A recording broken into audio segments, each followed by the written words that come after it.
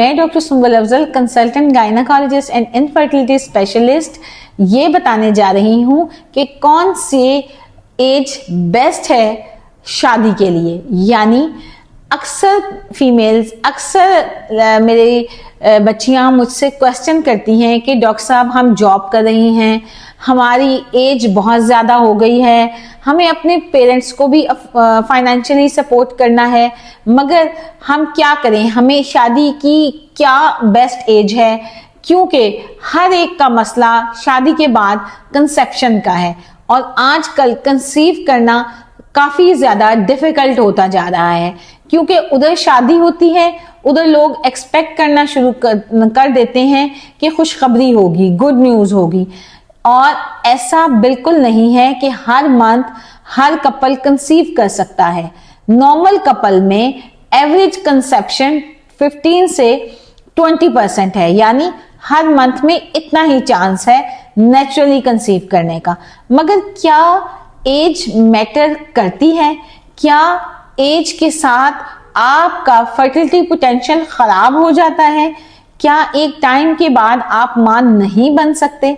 ऐसा हरगिज नहीं है, मगर फर्टिलिटी का बेस्ट टाइम पीरियड फीमेल्स में मेडिकली देखा गया है कि 20 से 30 साल के दरमियान में बहुत अच्छा रिस्पॉन्स है और मेल में 25 से 35 तक। ऐसा हरगिज नहीं है कि मर्द कभी बूढ़ा नहीं होता। बिल्कुल स्पर्म की क्वालिटी और quantity with the passage of time males में भी खराब होती है। तो अब बात करते हैं हम बेस्ट एज की। Best age is just a number.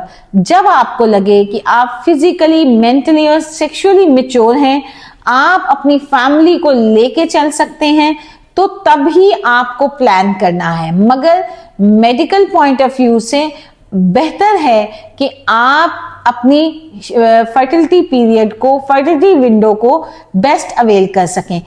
मगर इसके साथ साथ एक बात जिसकी वजह से मुझे ये वीडियो बनानी पड़ी, क्योंकि मेरी ओपीडी में हर 10 पेशेंट में से एक पेशेंट, यानी रोजाना एक पेशेंट मेरे पास इस तकलीफ से, जिसका मुझे भी बहुत दुख होता है कि मैं पेशेंट को किस तरह से बताऊं कि अब आपके ओवेरियन रिजर्व्स खराब हो गए हैं, यानी 30 या 35 ईयर में ही ओवरीज के रिजर्व खराब हो जाते हैं, अंडा बनाने की सलाहियत खत्म होने लग जाती है, यानी वो प्री मेच्योर ओवेरियन फेलियर में चले जाते हैं।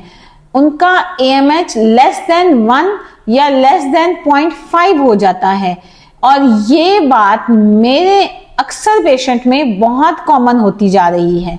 इसका मतलब है कि जो हमारा lifestyle, sedentary lifestyle, process food हम लोग अपनी डाइट में बहुत ज्यादा इस्तेमाल करते हैं, हमारी फिजिकल एक्टिविटी बहुत कम है, हमारी नींद का हैबिट, नींद का साइकिल बहुत खराब है, हमने दिन में सोना और रात को जागना शुरू कर दिया है, और हमारा टाइम अपने फोन्स पे, अपने नेट पे बहुत ज़्यादा इंक्रीज हो गया है।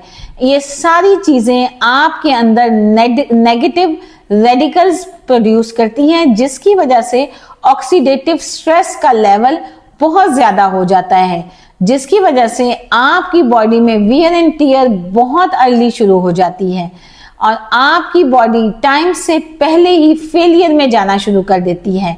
यानी वो चेंजेस जो आप 50 में फेस करते हैं, वो 35 या 40 ईयर में देखने में आ रही हैं। इस वजह से मेरा आप सबके लिए ये मैसेज है कि अपने फर्टिलिटी टाइम को ज़रूर अवेल करें, अपना टाइम वेस्ट मत करें, अपनी हेल्थ को बेहतर करें, अपना वेट मेंटेन करें, फिजिकल एक्टिविटी ज़रूर करें और हेल्दी डाइट और हेल्दी लाइफस्टाइल के साथ खुश रहें।